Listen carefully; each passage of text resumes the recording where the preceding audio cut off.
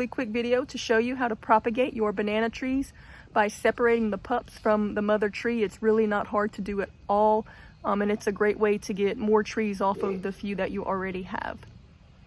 Say, we're gonna grow baby trees.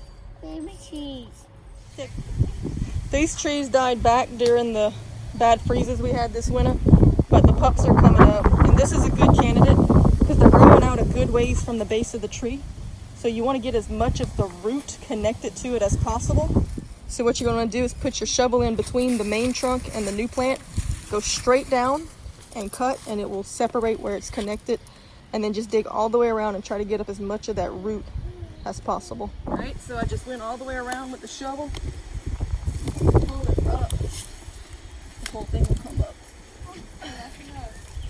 And you see there's root under there? So these will definitely make it.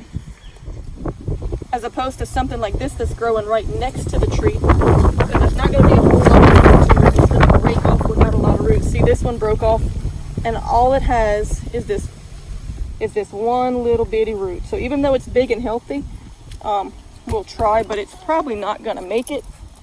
Whereas these little ones definitely will, and they'll grow fast and catch up because you see how much root they have. As soon as you get them in the pots, you want to get a good soaking on them, get some water on them quick. Make sure their roots have all they need to drink, especially the ones that didn't have a whole lot of root to work with. And we'll make sure they get established in the pots for a little while before we transplant. All right, I've had them in the pots for a week or two now, probably about 2 weeks now actually. And the roots are actually growing out of the bottom of the pot. I don't know if you can see that right there. So they would be a lot bigger if they had been put straight in the ground, I think. So I'm gonna go ahead and get them out of the pot. They're good and established. They have a good root system. So now I just transplant them into the ground. Every one of them survived, including the one that only had that one single tiny little root.